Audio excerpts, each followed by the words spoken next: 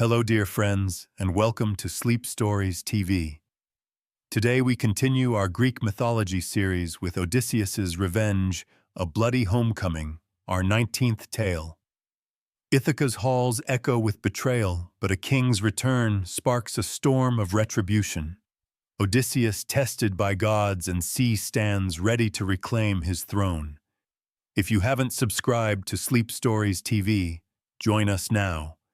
Hit that bell and don't miss a single myth. Now let's step into the epic where loyalty is tested and a bloody reckoning begins.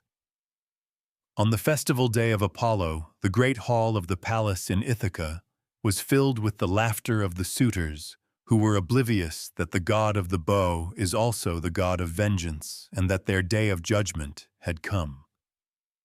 The air was thick with the scent of roasted meat, the clinking of bronze cups, and the boisterous chatter of men who had grown fat on another's wealth. For nearly 20 years, these suitors, nobles, and princes from Ithaca and beyond had invaded the palace of Odysseus, their absent king, presuming him dead in the aftermath of Troy's fall. They had turned his home into their playground, feasting on his livestock, drinking his wine and vying for the hand of his queen Penelope. Their voices echoed off the stone walls, each one louder than the last, as they boasted of their prowess, their lineage, and their imagined right to rule. The great hall, once a place of order and reverence, had become a den of chaos, its hearth defiled by their greed. The festival of Apollo, a day meant to honor the god of archery, music, and prophecy, was a cruel irony for these men. They raised their cups in mock piety, their songs slurred with wine, unaware that the very deity they toasted was the patron of the man they had wronged. The suitors, in their arrogance, saw only the revelry, the abundance they had stolen, and the power they believed was within their grasp. Antinous, the boldest among them, lounged at the head of the table, his dark eyes gleaming with ambition, his words dripping with disdain for the absent king. Odysseus is bones in some foreign land, he declared, his voice cutting through the din, and soon Penelope will choose a new lord. The others roared in agreement, their laughter a cacophony that drowned out the faint creak of a door in the shadows, where a ragged figure stood unnoticed. This figure, cloaked in the guise of a beggar, watched with eyes that burned like embers. His face was weathered, his frame bent, his clothes tattered from years of wandering. To the suitors he was nothing, a vagrant, a nuisance, a man to be mocked or ignored. But beneath the grime and rags, Odysseus, king of Ithaca, stood in his own hall, his heart a furnace of suppressed rage. For weeks he had moved among them, unseen, unrecognized, gathering the measure of their treachery. He had heard their insults, seen their gluttony, and felt the weight of their disrespect for his house, his son, and his wife. Now, on this sacred day, the time for watching was over. The beggar's hands, calloused from years at sea, itched for the familiar weight of a bow. His mind, sharp as ever, wove a plan as intricate as the looms that Penelope had used to delay these very men. The hall itself seemed to hold its breath. The fire in the hearth flickered, casting long shadows that danced across the walls as if the gods themselves were watching. The suitors, blinded by their own excess, did not notice the subtle signs, the way the servants moved with purpose, their eyes darting to the beggar. The way Telemachus, Odysseus's son, stood a little taller, his jaw set with a newfound resolve. The young prince had grown up in the shadow of his father's absence, enduring the suitors' taunts, their demands, their assumption that he was weak. But today something had shifted. Telemachus knew. He had seen the truth in the beggar's eyes, heard the whispered plans in the dead of night. The festival of Apollo was no longer a celebration for these interlopers. It was a trap sprung with divine precision. Outside, the sun climbed higher, bathing Ithaca in golden light. The island, rugged and unyielding, seemed to pulse with anticipation. The people of Ithaca, weary from years of uncertainty, had begun to whisper of omens, a hawk circling the palace, a distant rumble of thunder on a clear day. They did not yet know that their king had returned, but they felt the stirrings of something greater, something fated. In the myths of old, Apollo was not only the god of the bow, but also the bringer of plagues, the enforcer of divine justice. The suitors in their hubris had forgotten this. They had forgotten that a king blessed by the gods does not merely rule, he commands. And Odysseus, tested by Poseidon's storms, Athena's trials, and the long, arduous road home, was no ordinary king. The laughter in the hall reached a fever pitch. A suitor spilled wine on the floor. Another wrestled a servant for a platter of meat. Their disrespect was a stain, a defilement of everything sacred in Ithaca. But the beggar in the corner did not flinch. His eyes, hidden beneath a hood, traced the room, counting heads, measuring distances, noting the positions of every man. He saw Antinous' sneer, Eurymachus' swagger, the way the others followed their lead like dogs. He saw the maids who had betrayed their mistress giggling with the suitors their loyalty bought with fleeting favors. He saw it all, and his heart hardened. The festival of Apollo would end not in song, but in blood. The great hall, so filled with noise and arrogance, would soon be silent save for the cries of the guilty and the song of a bowstring. The stage was set. Penelope, the queen who had held the palace together through cunning and patience, was about to play her final card. Her footsteps, soft but deliberate, would soon echo in the hall, carrying with them the instrument of doom. The suitors, drunk on wine and power, would not see it coming. They could not know that the god they honored with their hollow toasts had already turned his gaze upon them, and that his chosen warrior was ready to strike. The laughter would soon turn to screams, the feast to a slaughter, and the palace of Ithaca would be reclaimed in a storm of vengeance. Queen Penelope, with a heavy but resolute heart, brought out the great bow of Odysseus and announced the fateful trial. Her footsteps, measured and deliberate, echoed through the great hall, silencing the suitors' raucous laughter, like a sudden gust quenching a flame. She stood before them, her face a mask of regal composure, though her eyes betrayed a flicker of something deeper, sorrow perhaps, or the quiet fire of vengeance. In her hands she carried the bow, its dark wood polished by time, its curve as unyielding as the man who once wielded it. This was no mere weapon. It was a relic of her husband's strength, a symbol of his rightful place as king, and now the instrument of a trap that had been years in the making. The suitors, still flushed with wine, turned their gaze to her, their smirks betraying their confidence that she was finally yielding to their demands. But Penelope's heart was not broken, it was steel. For 20 years she had held the palace together, weaving her cunning as deftly as she wove her loom. Night after night she had undone her work, delaying the suitors' advances with promises she never intended to keep. She had endured their insults, their greed, their assumption that she was a prize to be won. Some whispered that she suspected the beggar in the corner was more than he seemed, that the spark in his eyes, the way he moved, carried the shadow of her lost husband. Others believed she acted in desperation, hoping against hope that the trial would reveal a man worthy of her loyalty. The truth perhaps lay in the space between. Penelope was no passive queen, but a strategist, her every move calculated to protect her son, her home, and the legacy of Odysseus. Now, as she stood before the suitors, the bow in her hands was her final gambit. Men of Ithaca, she began, her voice clear and commanding, cutting through the haze of their revelry. You, who have eaten my husband's stores, slept in his halls and claimed his throne as your own, today you will prove your worth.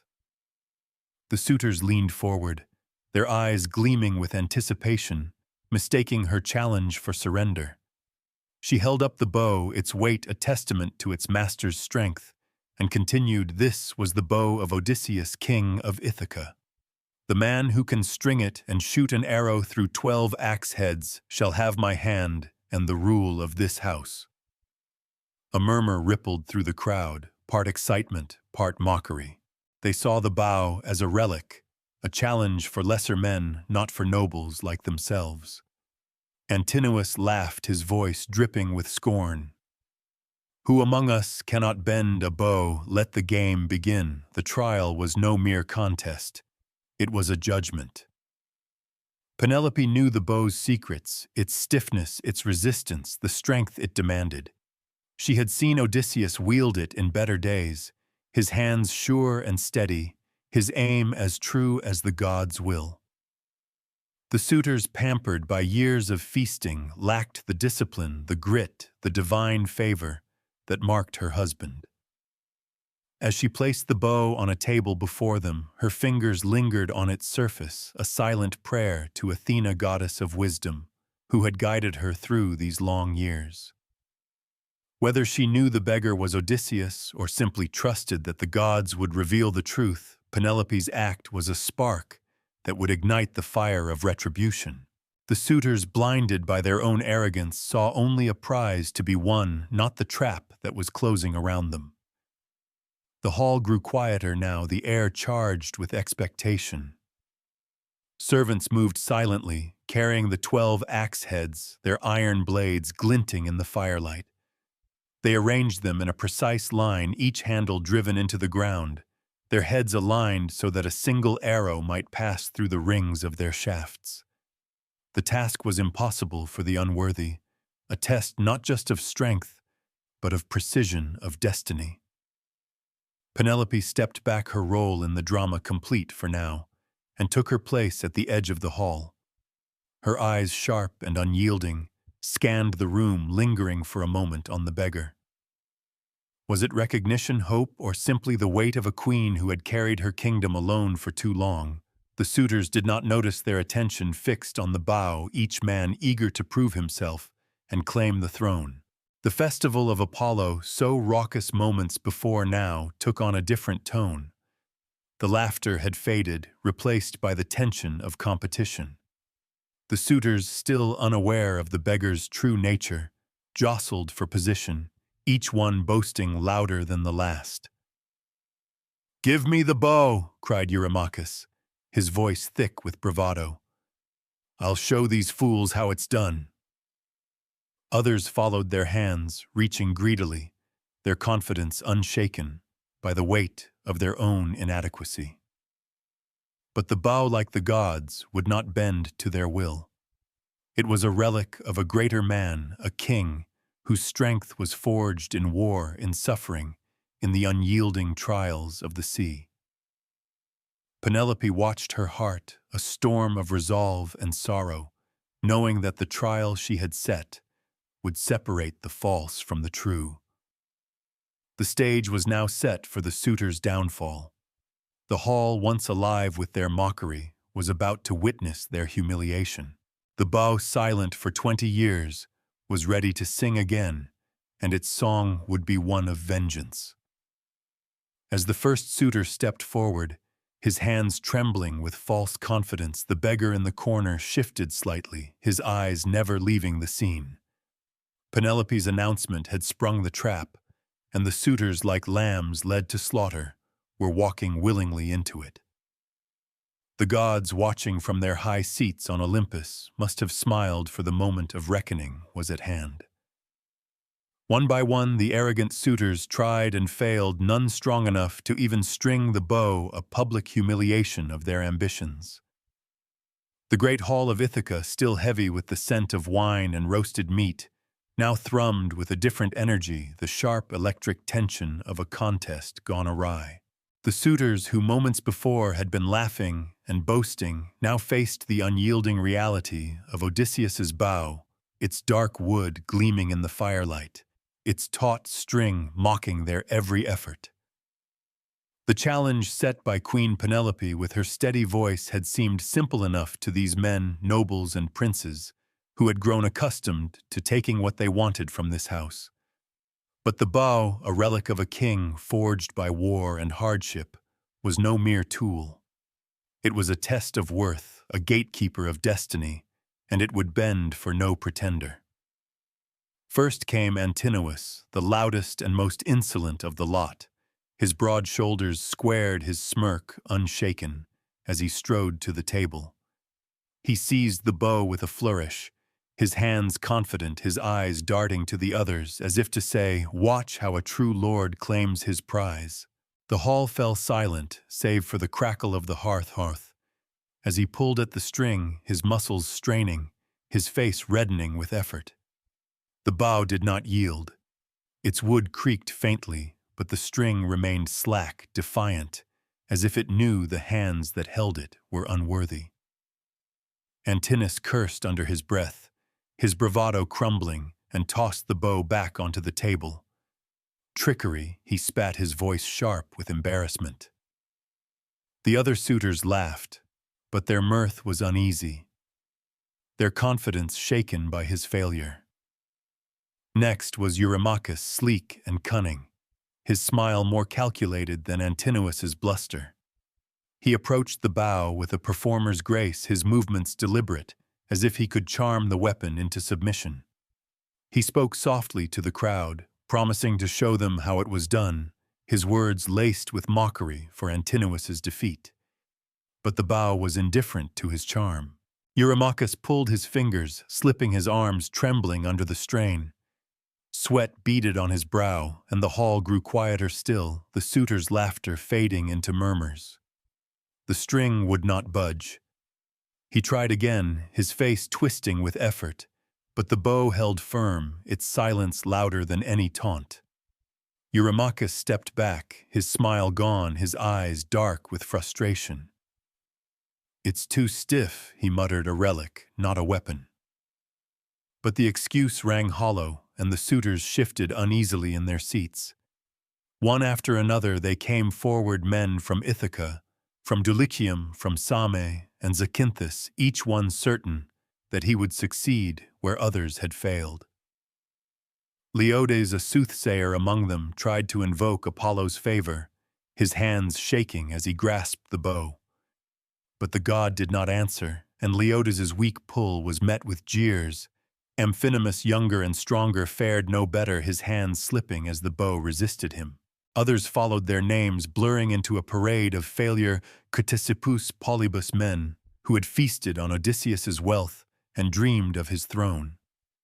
Each attempt was a spectacle of inadequacy, their grunts and curses filling the hall, their pride unraveling with every failed pull. The bow, unmoved, lay waiting for its true master, its silence a judgment on their greed.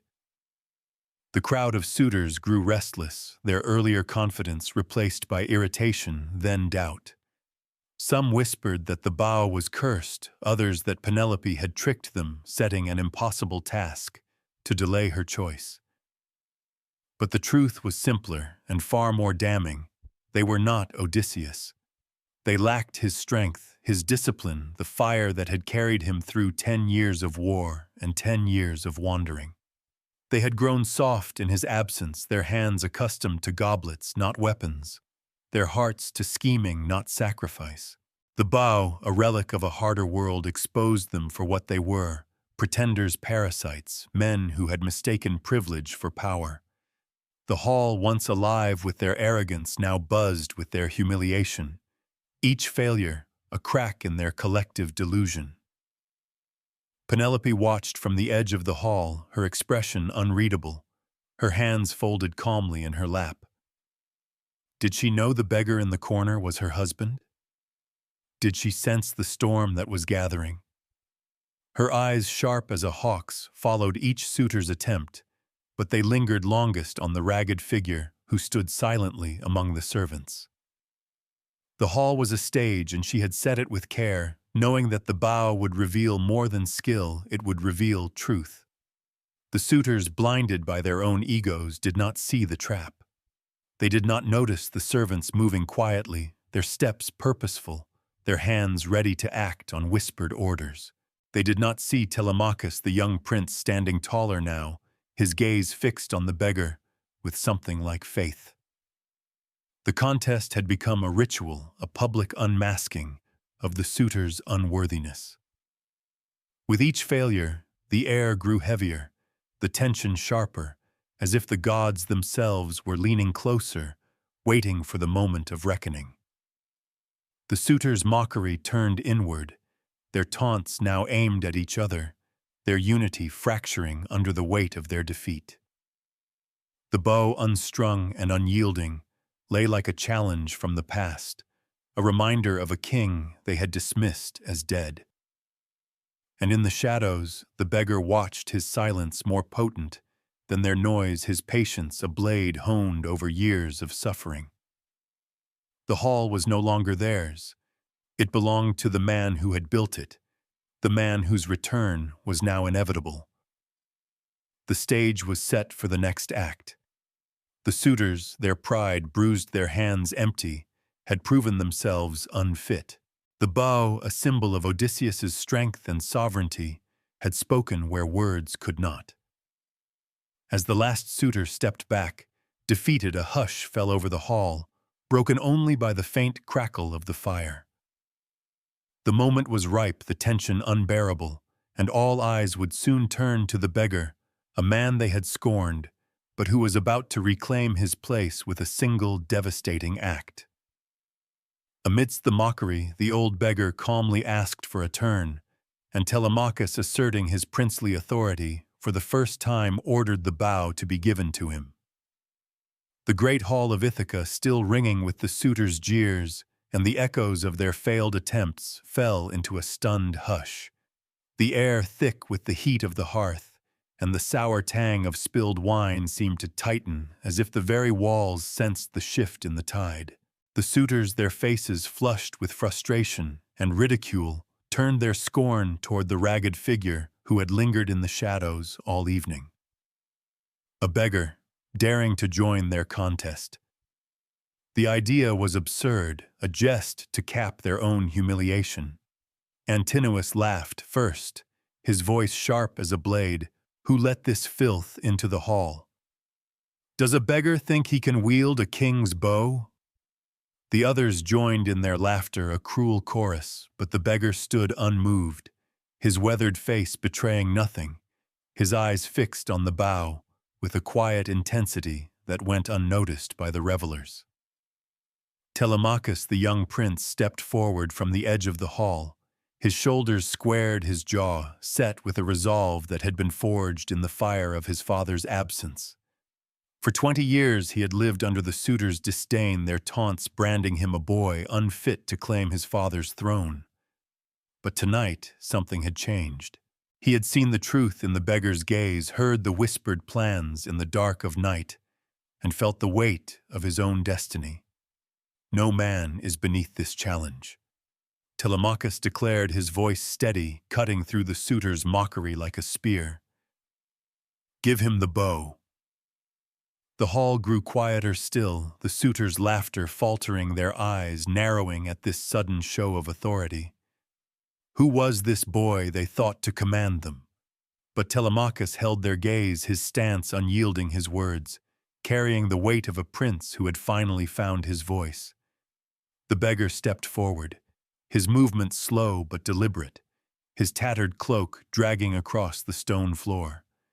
The suitors jeered again, their voices laced with contempt, but there was an edge to their mockery now, a flicker of unease. Why did the prince defend this wretch? Why did the servants, usually so timid, move with such quiet purpose, their eyes darting to the doors? The beggar's hands, scarred and calloused from years of hardship, reached for the bow, and the room seemed to hold its breath. The weapon which had humbled every suitor lay heavy on the table, its dark wood catching the firelight, its string taut with the promise of judgment. The beggar's fingers brushed its surface, and for a moment the hall was silent save for the faint crackle of the hearth and the distant cry of a seabird outside. Telemachus's command was more than a gesture. It was a signal. In the shadows, loyal servants moved swiftly, their hands steady as they carried out their orders. Eumaeus, the swineherd, who had remained faithful through years of chaos, slipped toward the great doors of the hall, his steps silent, his face set with grim determination. Philoetius the cowherd followed close behind his hands, ready to bar the exits.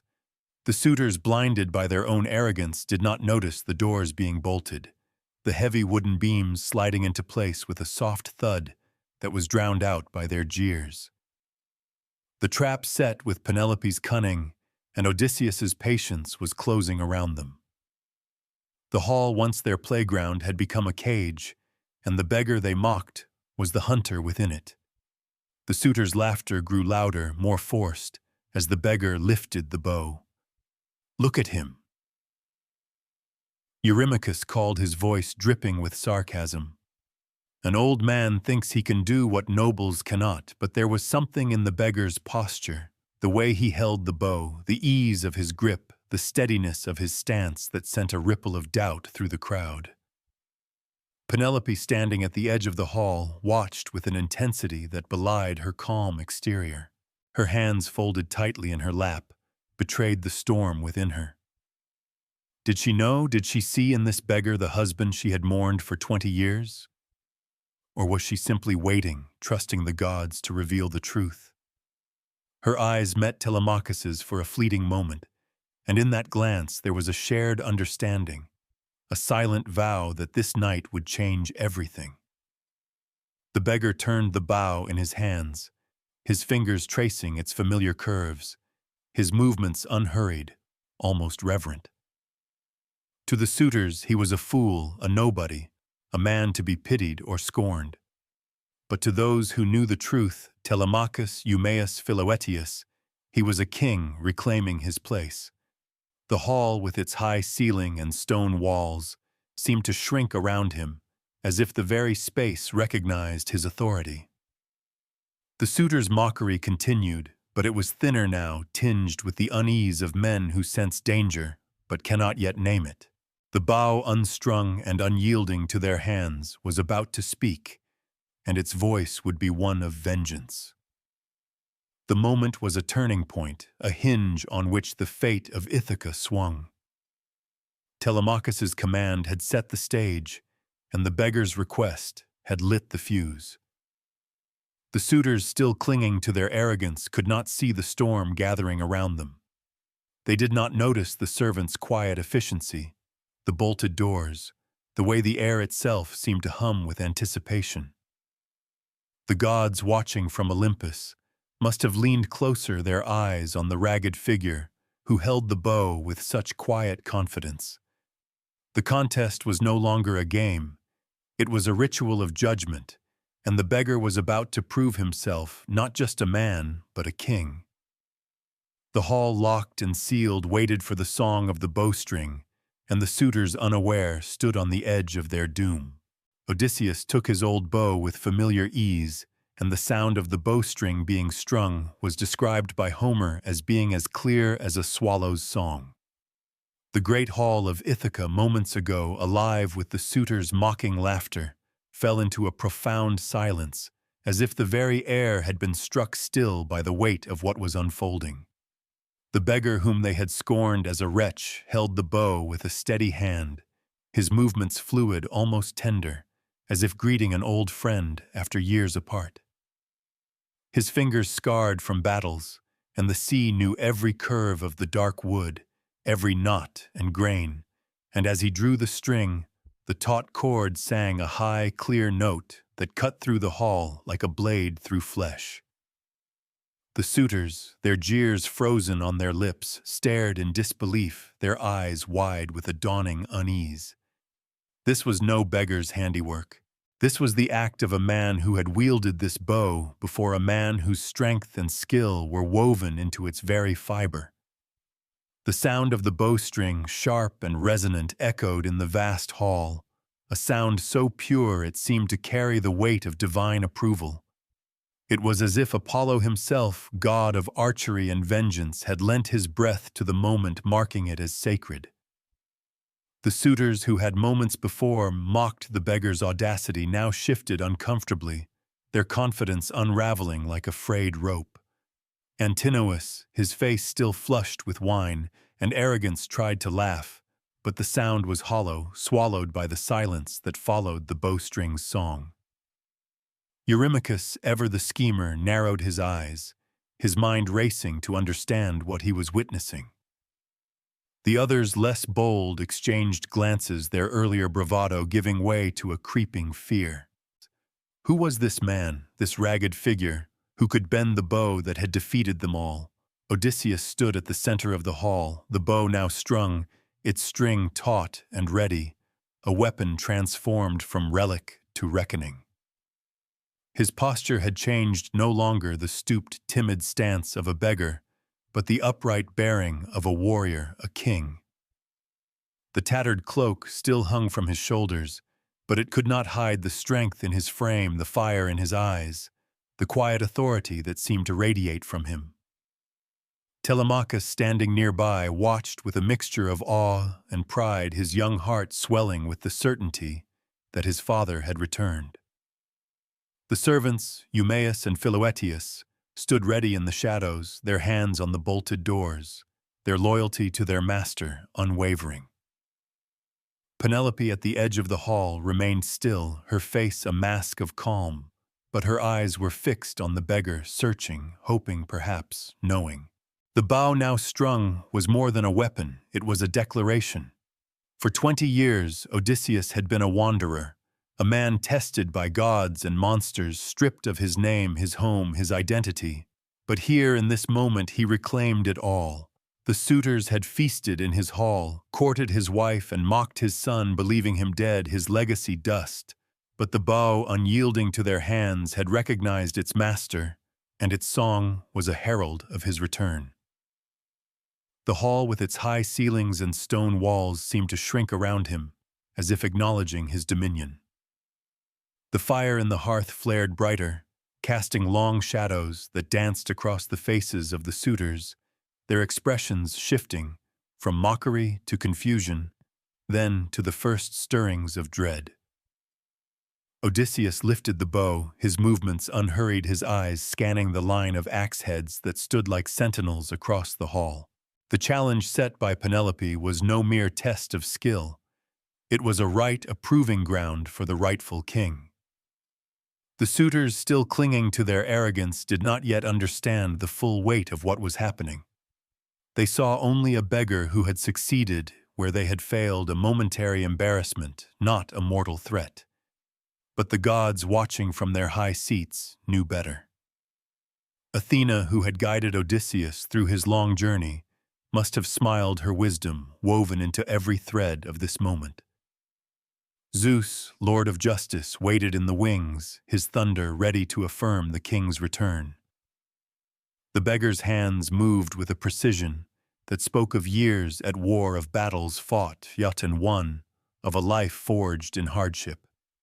He tested the string, his fingers brushing it lightly, and the bow sang again, a softer note this time, but no less potent. The suitors' unease grew, their voices quieter now, their taunts replaced by murmurs. Some began to suspect, to whisper among themselves, but none dared voice the impossible truth that the man before them might be Odysseus himself, returned from the dead to reclaim his home. The hall, locked and sealed by loyal hands, was a stage set for judgment, and the beggar was no longer a bystander. He was the executioner. The moment hung heavy, the air charged with anticipation, as Odysseus prepared to meet the challenge. The axe heads, aligned in a perfect row, gleamed in the firelight, their iron rings a narrow path for an arrow that only a master could thread. The suitors watched, their earlier mockery silenced, their eyes fixed on the man they had underestimated. Telemachus stood ready, his hand near his sword, his heart pounding with the knowledge of what was to come. Penelope's gaze never wavered, her silence a testament to her strength, her faith in the gods, or perhaps in the man she had loved for 20 years. The bow, now strung and singing, was the key that unlocked the truth, and its master was ready to prove himself. The stage was set for the final act.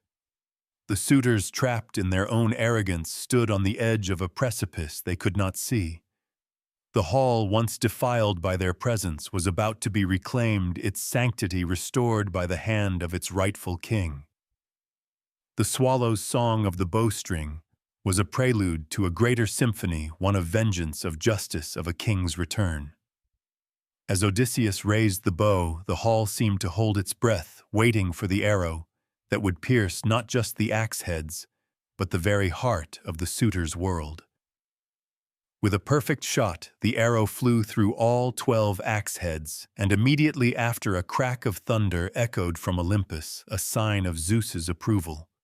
The great hall of Ithaca, already taut with the weight of the beggar's triumph, seemed to shudder as the arrow found its mark. The projectile, fletched with eagle feathers, sliced through the air, its path as true as a god's judgment, threading the narrow rings of the axe heads with a precision that silenced every voice in the room. The metallic clink of the arrow passing through each iron loop rang out like a chime, a chorus of destiny fulfilled. And as it struck the target at the far end of the hall, the suitors' faces froze, their eyes wide with disbelief. Before they could process the impossible, a deafening boom of thunder rolled across the sky, shaking the stone walls, rattling the bronze cups on the tables, and sending a chill through every man present. The gods had spoken, and their verdict was clear. The man who held the bow was no beggar, but a king anointed by divine will. The arrow's flight was more than a feat of skill. It was a revelation, a moment where the veil of deception fell away, exposing the truth that had been hidden for 20 years. The suitors who had mocked the ragged figure moments before now stood rooted, their earlier jeers replaced by a dawning terror. Antinous, his hand still clutching a goblet, stared at the axe heads, his mind struggling to comprehend what he had witnessed. Eurymachus, ever quick to scheme, felt a cold sweat prick his skin, his eyes darting to the bolted doors, suddenly aware of the trap that had closed around them. The others, less bold, shifted uneasily, their murmurs of disbelief swallowed by the echo of the thunder. The hall, once their domain, now felt like a tomb, its air heavy with the weight of impending judgment. Odysseus stood at the center of the hall, the bow still in his hands, its string humming faintly from the shot. His face, weathered by years of sun and sea, was no longer the mask of a beggar, but the visage of a warrior king, his eyes burning with a fire that had not dimmed through all his trials. Telemachus, standing nearby, gripped the hilt of his sword, his young face alight with pride and readiness. He had known, or at least believed, that the man before him was his father, and now the hall bore witness to that truth. Penelope, at the edge of the room, remained still, her hands clasped tightly, her eyes locked on the man who had just proven himself worthy of the bow, worthy of her, worthy of Ithaca. Whether she had suspected all along, or had only now dared to hope, her silence spoke of a heart caught between relief and dread, knowing that this moment of triumph was but the prelude to bloodshed.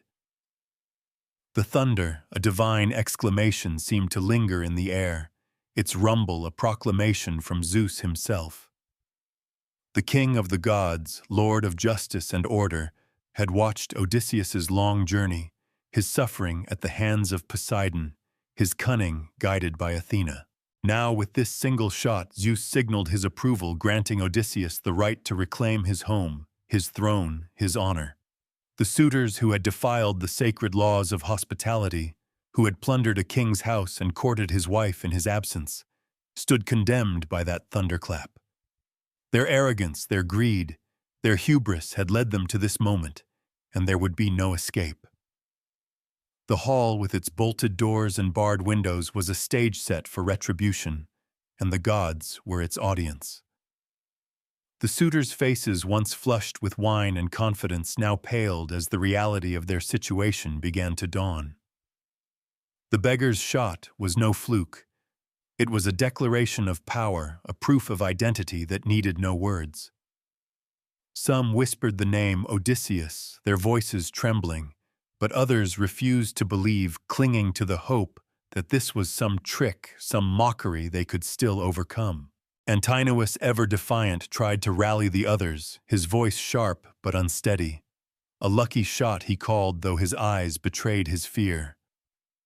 Let him try again, no beggar can claim this hall. But his words fell flat, drowned by the memory of the thunder, and the suitors' unity began to fracture their bravado, giving way to panic. Odysseus, still holding the bow, did not speak. His silence was more terrifying than any shout, his calm, a storm waiting to break. The arrow through the axe heads had been a test, a ritual to prove his right to rule, but it was also a signal to his allies. Eumaeus and Philoetius, the loyal swineherd and cowherd, stood ready, their hands on their weapons, their eyes fixed on their master. The servants who had remained faithful through years of chaos knew what was coming, and their hearts beat with a fierce loyalty. The hall, once defiled by the suitors' presence, was about to be cleansed, its sanctity restored by the will of a king and the blessing of the gods. The moment hung heavy, the air charged with the weight of divine sanction. The thunder had not only marked Odysseus's triumph, it had heralded the beginning of his vengeance. The suitors trapped within the locked hall were no longer predators, but prey, their fate sealed by the arrow and the storm. Odysseus's eyes, sharp and unyielding, scanned the room, lingering on Antinous, the most arrogant of his enemies. The bow, still warm in his hands, was ready to sing again, and its next note would be one of death. The hall, bathed in the flickering light of the hearth, stood on the edge of chaos, its silence a prelude to the violence that would follow. The stage was set for the final reckoning. The suitors, their arrogance shattered by the arrow's flight, stood on the brink of their doom. The thunder from Olympus, a divine endorsement, had confirmed Odysseus's right to act, and act he would. The hall, once a place of feasting and mockery, was about to become a battlefield, its stones stained with the blood of those who had dared to challenge a king's claim. But Odysseus's next arrow was not aimed at a target. It was aimed straight at Antinous, the most arrogant of the suitors, pinning him to the wall as he raised a cup of wine. The great hall of Ithaca, still reverberating with the echo of Zeus's thunder, erupted into chaos as the arrow found its mark. Antinous, his lips curled in a sneer, his goblet lifted in a mocking toast, had no time to react. The arrow, swift and merciless, struck him square in the throat, its iron tip bursting through flesh and bone, anchoring him to the wooden panel behind. The goblet fell from his hand, wine spilling like blood across the stone floor, and his body slumped, his eyes wide with shock, his life extinguished in an instant. The suitors, frozen in their seats, stared at the gruesome sight, their minds struggling to grasp the horror unfolding before them. The beggar whom they had mocked as a nobody stood with the bow still raised, his face a mask of cold resolve, and in that moment, the hall transformed from a place of revelry into a slaughterhouse. The silence that followed the shot was shattered by a collective gasp, then a rising tide of panic. The suitors leapt to their feet, their chairs clattering to the floor, their voices overlapping in a cacophony of fear and confusion. "What is this madness?" cried Eurymachus, his earlier bravado replaced by a trembling edge. Some reached for weapons that were not there, their hands grasping at empty belts, for the loyal servants had ensured that no swords or spears remained in the hall. Others looked to the doors only to find them barred, the heavy beams locked in place by Eumaeus and Philoetius, whose faces now bore the grim determination of men who had waited years for this moment. The suitors, trapped like wolves in a pen, realized too late that the contest had been a ruse, a trap woven with the cunning of Penelope, and the vengeance of a king returned. Odysseus nocked another arrow, his movements swift and precise, his eyes scanning the room with the focus of a predator. The suitors' arrogance, which had sustained them through years of plundering his home, crumbled in the face of this new reality. They had feasted on his wealth, courted his wife, and taunted his son, believing themselves untouchable. But now, with Antinous' body pinned to the wall, his blood pooling beneath him, they saw the truth. The beggar was no beggar, but Odysseus, king of Ithaca, returned to exact a terrible price. The hall, once filled with their laughter, now echoed with their shouts, their pleas, their desperate scrambles for cover. Tables were overturned, bronze cups and platters crashing to the floor, as the suitors sought anything to shield themselves from the wrath of the man they had wronged. Telemachus stepped forward, his sword drawn, his young face alight with a fierce pride. For years he had endured the suitors' insults, their assumption that he was weak, a boy unfit to inherit his father's throne. But now, standing beside the man who had strung the bow, he was no longer a boy, but a warrior ready to fight for his home. "Father," he said, his voice steady despite the chaos, "let us end this." Odysseus's eyes met his son's, a silent acknowledgement passing between them, a bond forged in shared purpose. Eumaeus and Philoetius, the loyal swineherd and cowherd, joined them, their own weapons drawn, their loyalty to their king unyielding. The hall, now a battlefield, was sealed tight, its doors barred against escape, its walls bearing witness to the justice about to unfold. The suitors' panic grew, their voices rising in a desperate clamor. Some begged for mercy, their knees buckling as they pleaded with the man they now suspected was Odysseus. Others, like Eurymachus, tried to rally their numbers, shouting for unity, for resistance. "We are many," he cried, his voice cracking with fear. "He is but one man," but his words were empty, for the suitors were unarmed, their numbers meaningless against the precision of Odysseus's bow and the divine sanction that hung heavy in the air. The thunder from Zeus, still fresh in their minds, was a reminder that the gods themselves had blessed this act of retribution. Apollo, god of the bow, had guided the first arrow, and Athena, ever Odysseus's patron, watched with approval as the hall became a stage for justice. Penelope, still at the edge of the hall, watched the scene unfold, with a heart both heavy and resolute. Whether she had known the beggar's true identity or had only now confirmed it, her silence spoke of a strength that had held Ithaca together through 20 years of chaos. She did not flinch as Antinous' body hung lifeless, nor did she turn away as the suitors' panic filled the room. Her role had been to set the stage, to bring forth the bow, to weave the trap that now closed around the guilty. The hall, once defiled by the suitors' presence, was being reclaimed, its sanctity restored through the blood of those who had dared to challenge her husband's claim. The arrow that killed Antinous was not just a strike against one man. It was a declaration of war, a signal that the time for patience had ended. The suitors, their faces pale, their hands empty, scrambled for cover behind tables and benches, but there was no hiding from Odysseus's wrath. His bow, singing with each shot, was an instrument of divine justice, its arrows guided by a hand tempered by years of suffering. The hall, bathed in the flickering light of the hearth, became a crucible, its air thick with the scent of blood and fear. The suitors who had thought themselves masters of this house were now its victims, their fate sealed by the man they had underestimated. The slaughter had begun, and there would be no turning back. Odysseus, with Telemachus at his side, stood ready to face the horde. Their weapons raised, their hearts united in a single purpose. The hall, locked and sealed, was a stage for vengeance, and the suitors trapped within its walls faced the wrath of a king whose return was ordained by the gods themselves. Shedding his beggar's rags, Odysseus revealed himself as a warrior king and declared, "Your games are over. The time has come to pay your debts." The great hall of Ithaca, already reeling from the shock of Antinous' death, seemed to freeze in a moment of terrible clarity. With a single motion, Odysseus cast aside the tattered cloak that had concealed his identity, revealing a body scarred but unbowed, a frame hardened by years of war and wandering.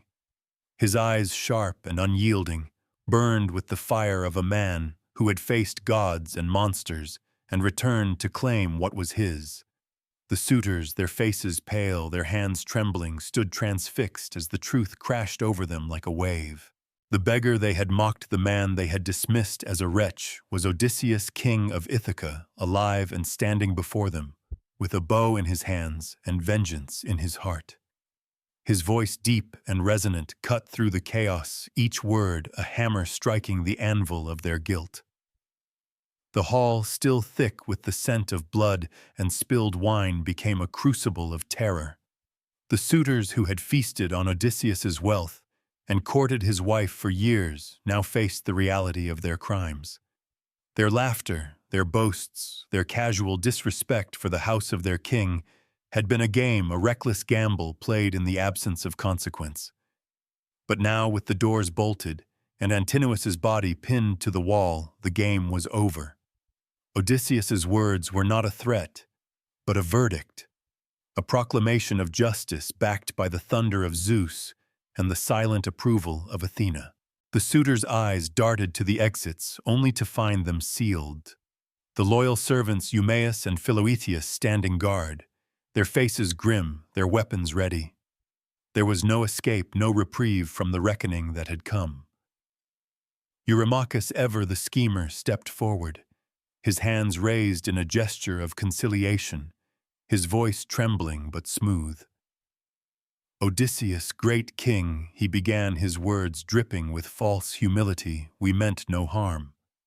Let us make amends, offer gold, cattle, whatever you demand." But Odysseus's gaze was unrelenting, his face a mask of stone.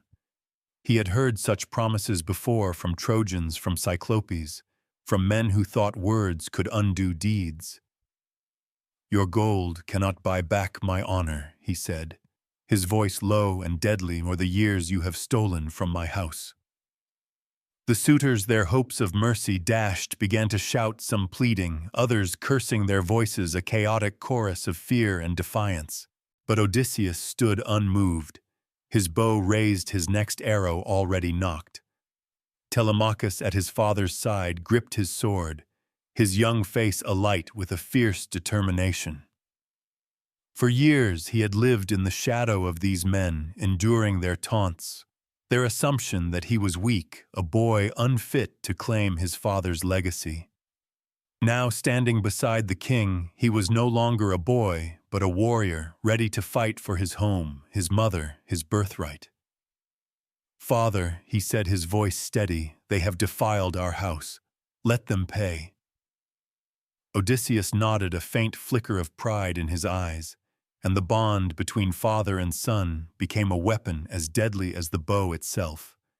Eumaeus and Philoetius, the loyal swineherd and cowherd, stood ready, their own blades drawn, their loyalty to their king, a fire that had burned through years of hardship. The hall, once a place of feasting and mockery, was now a battlefield, its walls bearing witness to the return of order. The suitors, their numbers still great, scrambled for cover, overturning tables, grabbing chairs as makeshift shields. Some tried to rally, shouting for unity, for resistance, but their courage was hollow, their hands empty of weapons. The loyal servants had seen to that, removing swords and spears from the hall, under the guise of serving wine and meat. The suitors who had grown fat on Odysseus's wealth were now defenseless, their arrogance no match for the king's wrath. Odysseus's declaration, "Your games are over," was a line drawn in blood, a signal that the time for patience, for cunning, for disguise had ended. The man who had outwitted Polyphemus, survived Circe's enchantments, and navigated the perils of the sea, was now a force of retribution, his bow an extension of divine justice. Penelope, still at the edge of the hall, watched the scene unfold, with a heart both heavy and resolute. Her role had been to set the stage, to bring forth the bow, to weave the trap that had led to this moment. Now, as her husband stood, revealed, his words ringing with authority, she felt the weight of 20 years lift, only to be replaced by the dread of what was to come. The suitors' cries filled the air, their panic a stark contrast to the calm resolve of the man who had returned to reclaim his home. Penelope's eyes, sharp and unyielding, met Odysseus's for a fleeting moment, and in that glance there was a shared understanding, a recognition of the pain they had both endured and the necessity of what must follow. The hall bathed in the flickering light of the hearth was a stage for vengeance, its air thick with the scent of blood and fear. The suitors trapped within its walls were no longer masters but victims, their fate sealed by the man they had underestimated. Odysseus's declaration was not just a challenge. It was a death sentence, a promise that the debts of 20 years would be paid in full. The bow, still warm in his hands, was ready to sing again, its arrows guided by a hand tempered by suffering and blessed by the gods. The suitors, their voices rising in desperation, faced a king whose return was not just a homecoming, but a reckoning. The stage was set for the slaughter to come. Odysseus, with Telemachus and his loyal servants at his side, stood ready to face the horde. Their weapons raised, their hearts united in a single purpose. The hall, locked and sealed, was a crucible of justice and the suitors. Their arrogance shattered, stood on the brink of their doom, their debts about to be paid in blood. A horrific slaughter ensued, as Odysseus, Telemachus, and 2 loyal servants fought against more than 100 suitors in a confined space. The great hall of Ithaca, once a place of feasting and laughter, became a cauldron of violence, its stone walls echoing with the screams of the guilty and the clash of bronze. Odysseus, his bow singing with deadly precision, loosed arrow after arrow, each one finding its mark with a sickening thud. The suitors, unarmed and trapped within the bolted doors, scrambled in panic, their bodies piling up like fallen leaves as the king's wrath cut through them. Telemachus, his sword flashing in the firelight, fought with a ferocity that belied his youth, his blade striking down those who dared to rush him. Eumaeus and Philoetius, the loyal swineherd and cowherd, stood shoulder to shoulder with their master, their spears and swords carving a bloody path through the chaos. The hall, bathed in the flickering glow of the hearth, was transformed into a battlefield, its air thick with the coppery scent of blood and the desperate cries of men facing their doom. Odysseus moved with the grace of a seasoned warrior, his bow an extension of his will, its arrows guided by years of honed skill and the burning rage of betrayal. One suitor fell with an arrow through his chest, another through his eye, their bodies crumpling to the floor, their dreams of power extinguished in an instant. The king's aim was unrelenting, each shot a judgment, each death a repayment for the years of disrespect heaped upon his house. The suitors who had grown fat on his wealth now found themselves defenseless, their numbers dwindling as Odysseus's arrows whittled them down like a sculptor carving stone. Some tried to hide behind overturned tables, their makeshift shields splintering under the force of the arrows.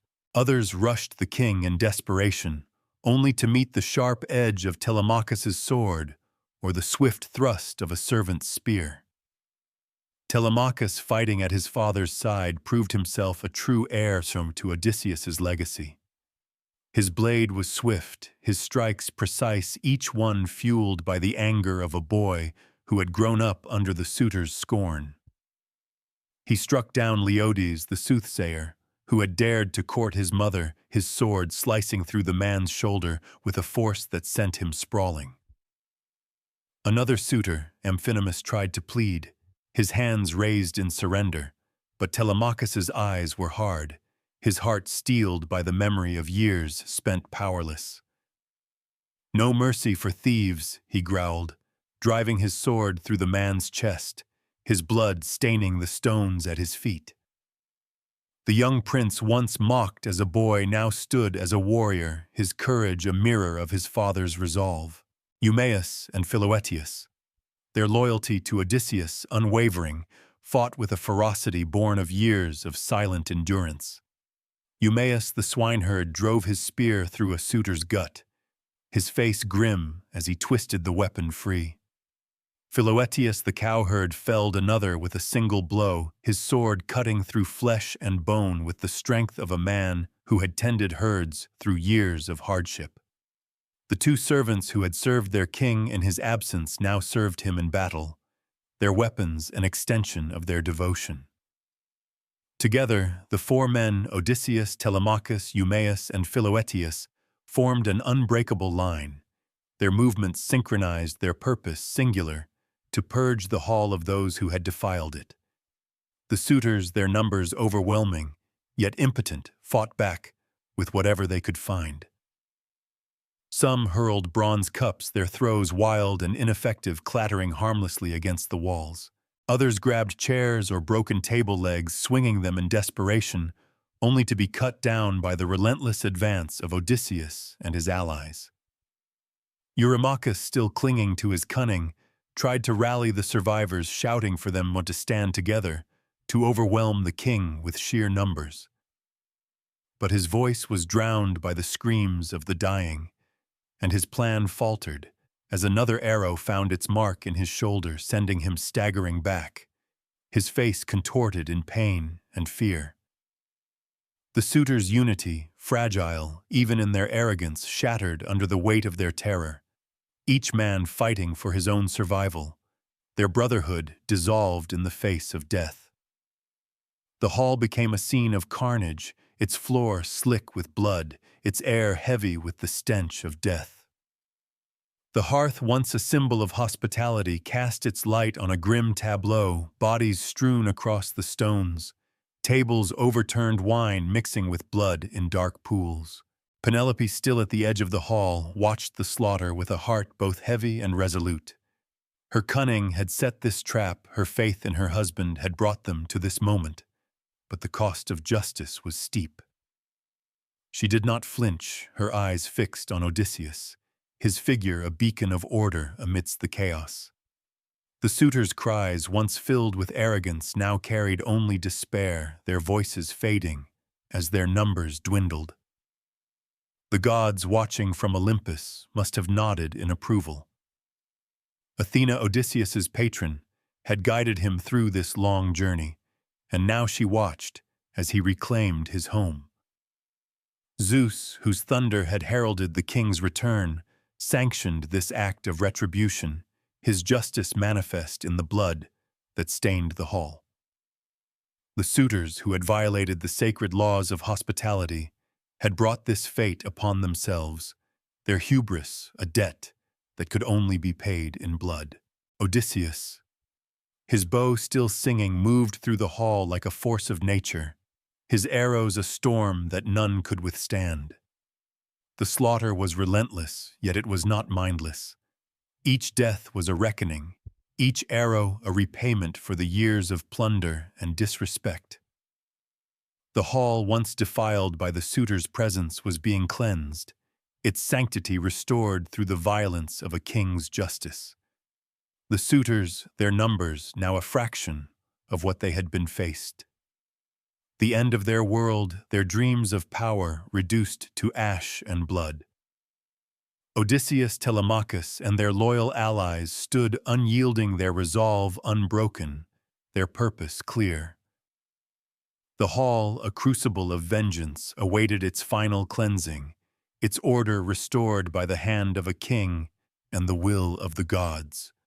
In the chaos, traitors among the household staff tried to smuggle out weapons, but they were caught and subjected to a painful death, a warning against disloyalty.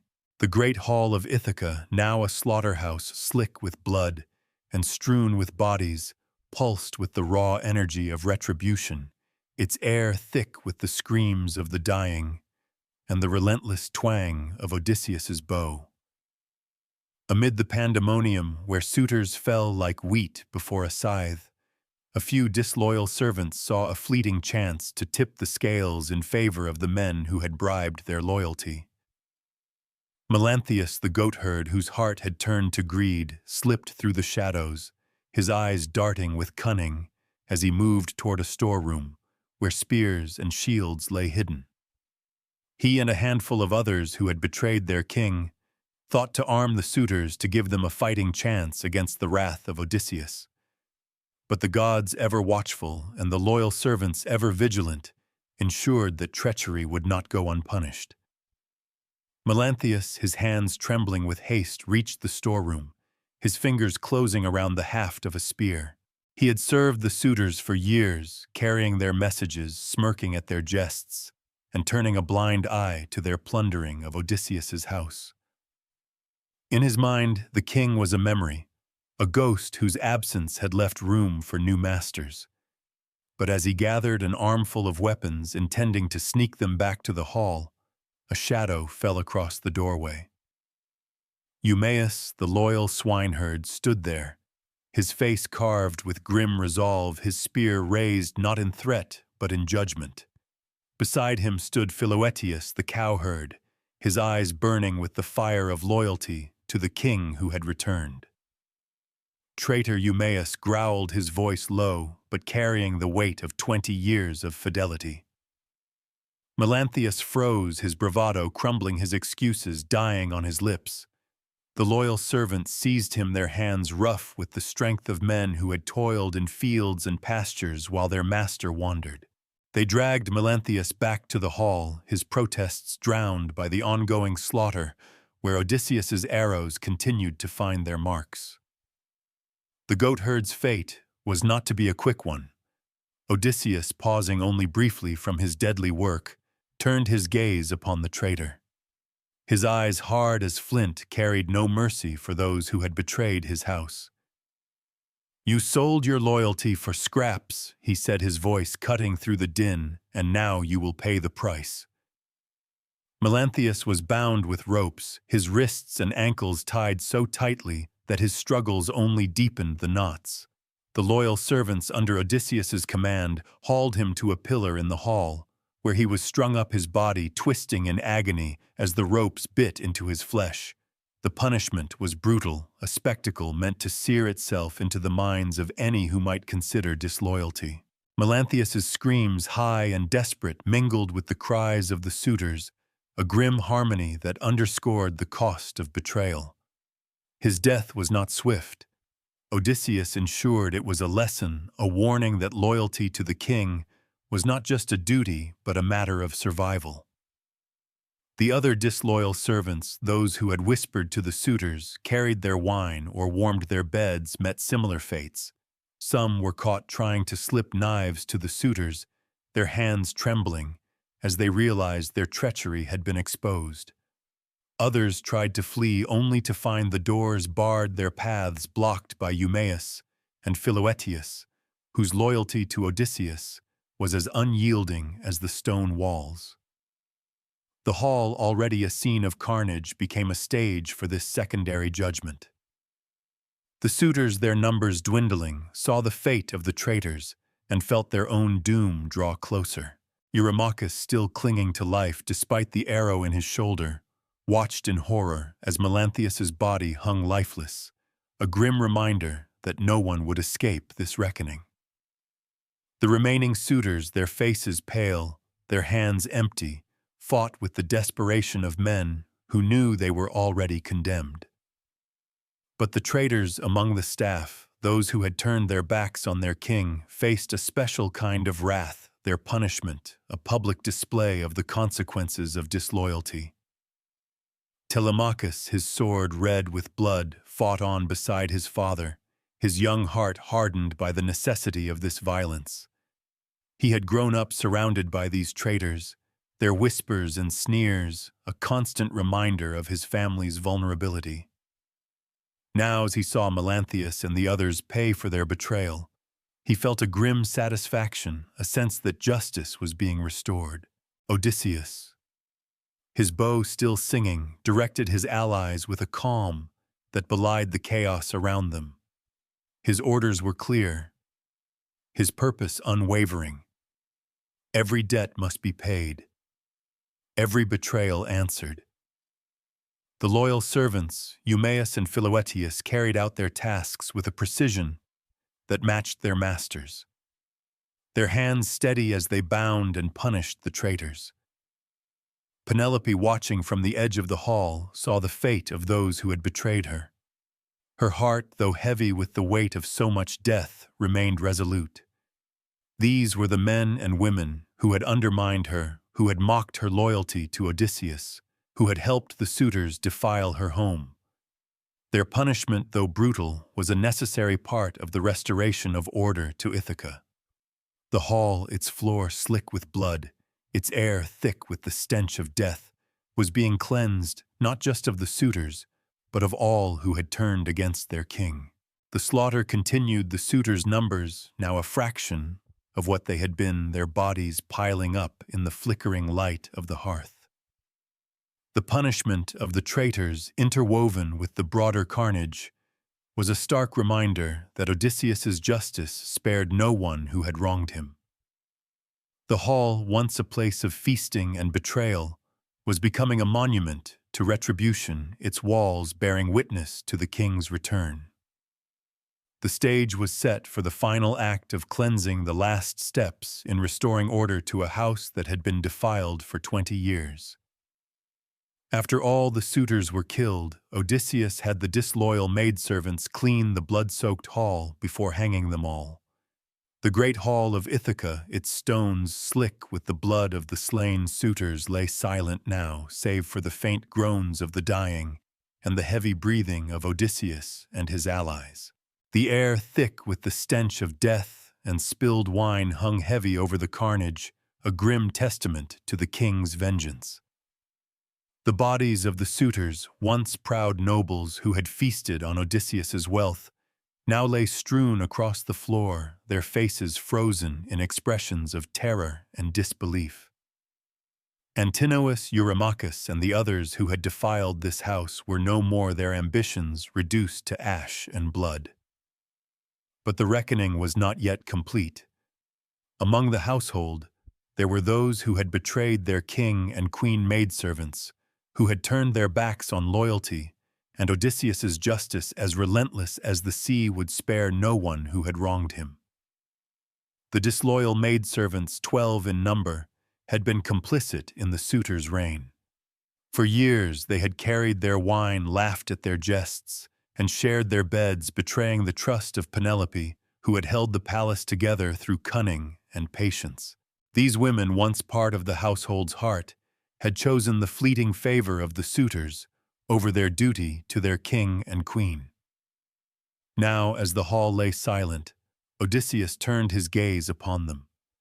His face, hardened by years of suffering, and now streaked with sweat and blood, carried no trace of mercy. "Bring them forward," he commanded, his voice low but unyielding, and the loyal servants Eumaeus and Philoetius moved to obey. The maidservants, their faces pale, their hands trembling, were herded into the hall, their eyes darting to the bodies of the suitors and the king who stood among them. Odysseus's orders were clear and brutal. "You will clean this hall," he said, his words sharp as a blade, "before you meet your fate." The maidservants, their sobs filling the air, were given brooms and cloths, forced to scrub the blood from the stones, to gather the broken cups and platters, to wipe away the evidence of the slaughter they had indirectly helped create. The task was a final humiliation, a punishment that forced them to confront the consequences of their betrayal.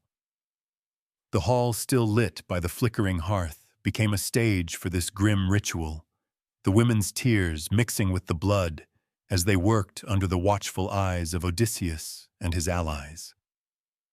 Telemachus, his sword still red, stood nearby, his young face set with a grim resolve, knowing that this act, though cruel, was part of restoring order to their home. The maidservants' hands shook as they scrubbed, their movements slow and faltering, their voices raised in pleas for mercy.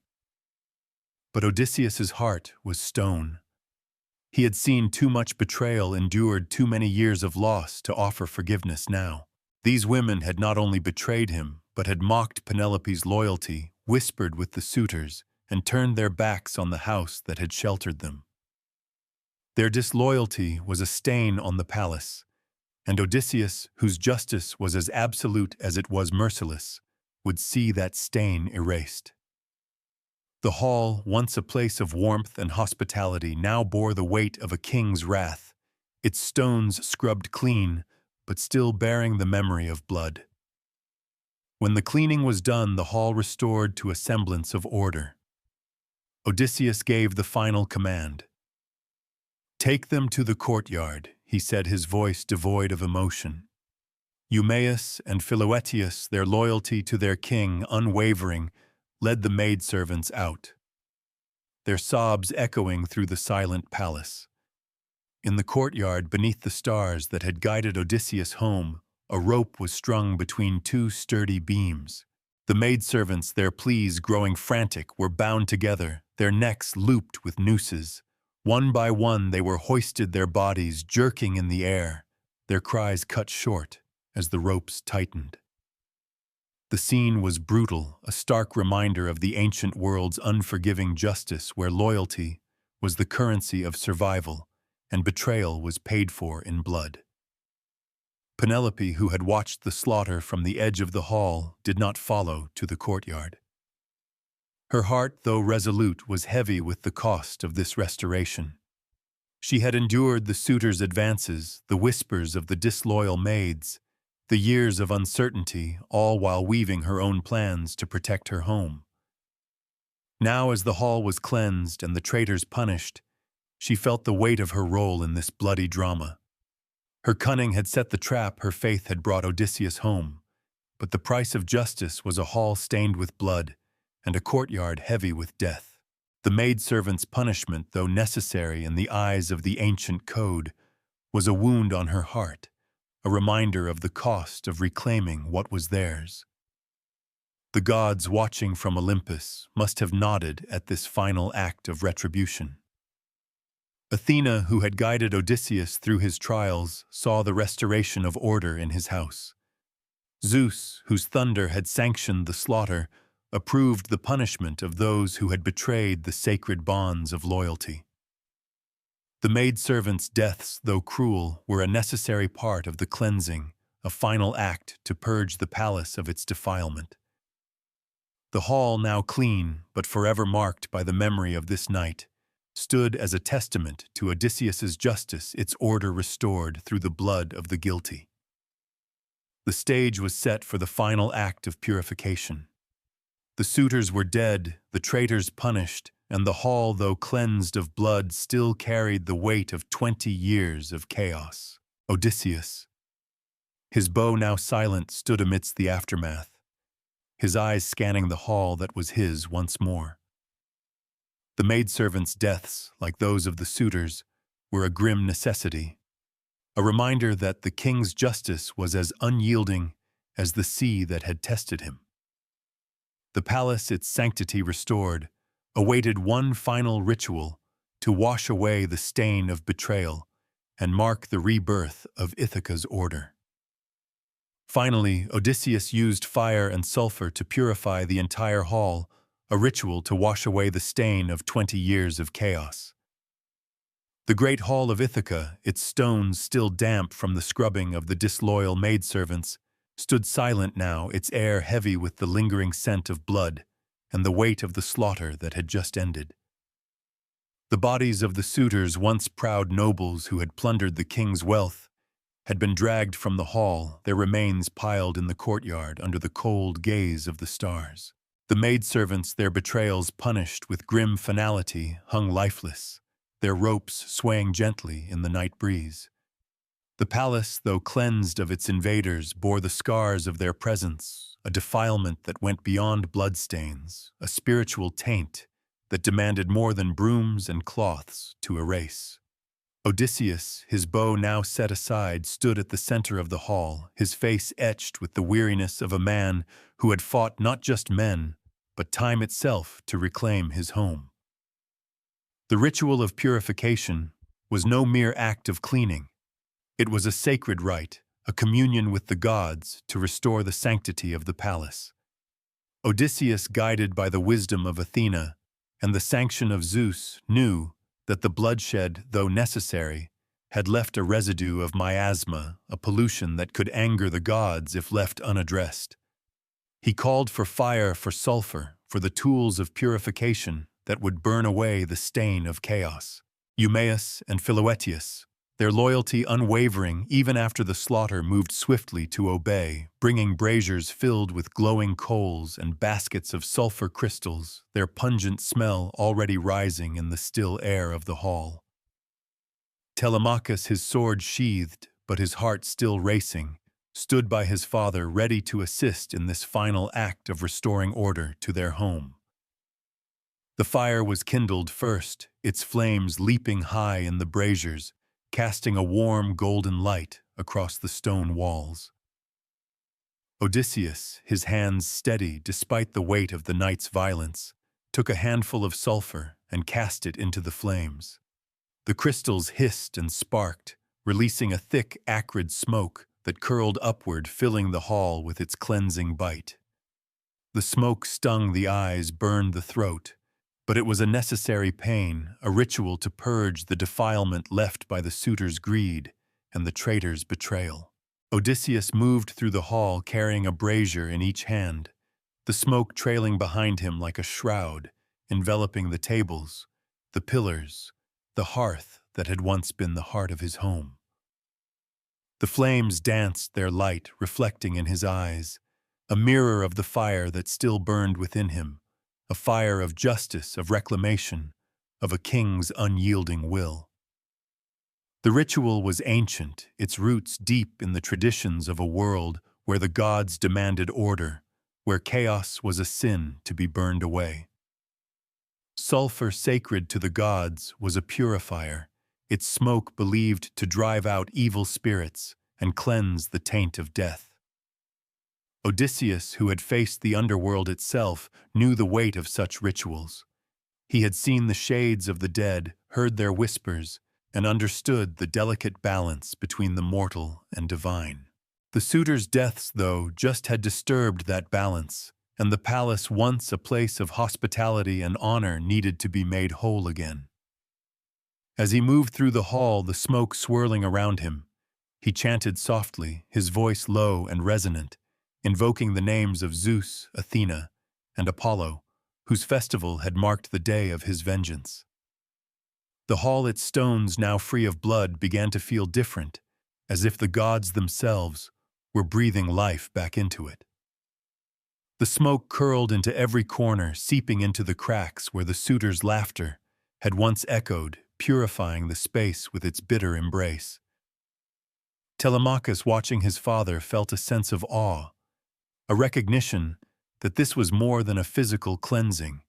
It was a rebirth, a restoration of the order that had been shattered 20 years ago when Odysseus sailed for Troy.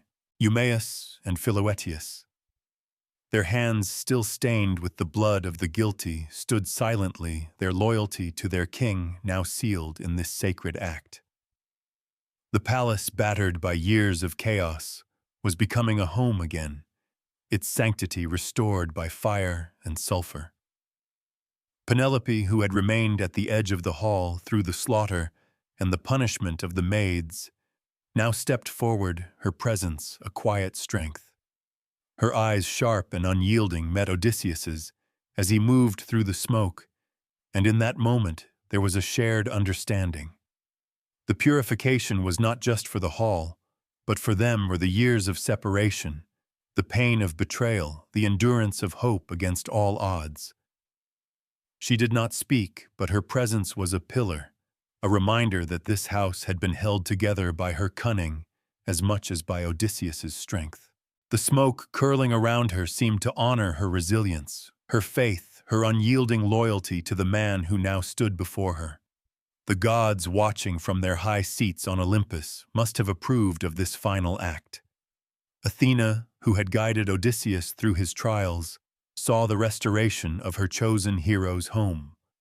Zeus, whose thunder had sanctioned the slaughter, watched as the palace was cleansed, its order reaffirmed under his divine justice. The sulphur's smoke, bitter and purifying, was a fitting end to the chaos, a ritual that marked the return of a king and the rebirth of a household. The hall, now cleansed, stood ready to be a place of honor once more, its walls no longer echoing with the suitors' laughter, but with the quiet promise of a new beginning. The stage was set for the final reckoning, not of vengeance but of restoration. Odysseus, his task nearly complete, stood amidst the smoke, his heart heavy with the cost of justice but resolute in its necessity. The palace, purified by fire and sulfur, was his once more, its sanctity restored, its chaos banished. The ritual was a bridge between the past and the future, a moment where the king, his son, and his queen could begin to heal the wounds of 20 years. Odysseus's revenge was a brutal but necessary act. A bloody affirmation that a king must use violence to restore order and reclaim what is his. This was not just the return of a husband, but the rebirth of a king. The great hall of Ithaca, its air still sharp with the acrid tang of sulfur smoke, stood transformed, its sanctity restored through fire, blood, and an unyielding will. The bodies of the suitors, once proud nobles who had defiled this house, lay piled in the courtyard, their ambitions extinguished in a storm of arrows and blades. The disloyal maidservants, their betrayals answered with ropes hung silent under the stars, a grim testament to the cost of treachery. The palace, once a place of chaos and plunder, now bore the mark of Odysseus's justice, a justice as harsh as the sea that had tested him, as resolute as the gods who had sanctioned his return. The hall, cleansed by fire and sulfur, was a monument to his triumph, a stage where a king had reclaimed his throne through the only language his enemies understood: violence. This was not the heroic slaying of monsters, not the cunning escape from a cyclops' cave, or the defiance of a sorceress's spell. This was a different kind of heroism, a political act, a purge of the rot that had festered in the heart of Ithaca for 20 years. Odysseus, who had faced the wrath of Poseidon, the temptations of Calypso, and the shades of the underworld, had returned not as a wanderer, but as a sovereign. The suitors, with their greed and arrogance, had challenged the very order of his house, their presence a violation of the sacred laws of hospitality and loyalty that bound the ancient world. To let them live, to spare their lives, would have been to invite further chaos, to signal weakness to a world where strength was the foundation of rule. Odysseus's arrows, his sword, his unrelenting will were the tools of a king reasserting his dominion, restoring the balance that had been shattered in his absence. The hall, its stones now clean, its hearth glowing with renewed warmth, bore witness to this rebirth. Odysseus stood at its center, his body scarred but unbowed, his eyes still burning with the fire of a man who had endured the unendurable. Telemachus, his son, stood beside him, no longer a boy, but a warrior, his sword still stained with the blood of those who had mocked him. The young prince had fought with a courage that mirrored his father's, proving himself an heir not just to a throne, but to a legacy of resilience and resolve. Eumaeus and Philoetius, the loyal swineherd and cowherd, remained nearby, their hands steady, their loyalty a pillar that had held firm through years of hardship. Together, they had purged the palace of its invaders, their blades and arrows a chorus of justice that echoed the will of the gods. Penelope, whose cunning had set this reckoning in motion, stood at the edge of the hall, her presence a quiet but unshakable force. For 20 years, she had woven her own kind of strength, her loom a weapon as potent as Odysseus's bow. She had delayed the suitors, outwitted their schemes, and held the palace together through sheer will and faith. Now, as the hall stood purified, she looked upon her husband, the man who had returned not just to her, but to Ithaca itself.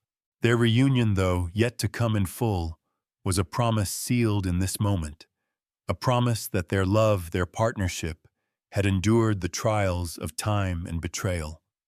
The purification of the hall was not just for the palace, but for them a cleansing of the wounds that had kept them apart for so long. The gods watching from Olympus had played their part in this drama. Athena, whose wisdom had guided Odysseus's cunning, had woven her influence through every step of his return. Zeus, whose thunder had heralded the king's vengeance, had sanctioned the slaughter and the restoration that followed. Apollo, god of the bow, had lent his divine favor to the arrow that pierced the axe heads, and the sulfur smoke had carried the blessing of purification. The ancient world, bound by the will of the gods, demanded such acts of retribution to maintain its order. Odysseus as king was not just a man, but a vessel of divine justice, his violence a necessary act to realign the world with the gods' design. The suitors' deaths, the traitors' punishments, the cleansing fire, all were part of a sacred cycle, a restoration of balance that had been disrupted for too long. The palace, now quiet, its air cleared of sulphur's bite, stood as a testament to this new beginning. The hall, once defiled by the suitors' greed, was a place of honor once more, its hearth, a symbol of a home reclaimed. Odysseus's revenge was not born of cruelty, but of necessity, a brutal act that reaffirmed his right to rule, his duty to protect his house and his bond with his people. The blood that had stained the stones was the price of order, the cost of a king's return. Ithaca, battered by years of uncertainty, could now look to its king, its queen, and its prince to rebuild what had been lost.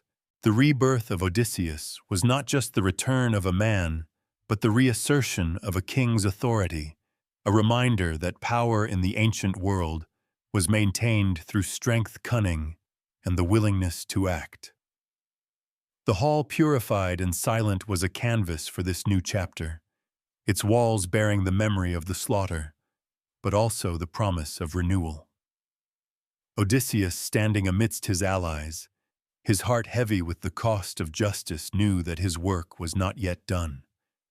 The palace was his, the suitors were gone, but the task of rebuilding Ithaca, of healing the wounds of 20 years, lay ahead. The king, reborn in blood and fire, was ready to lead once more.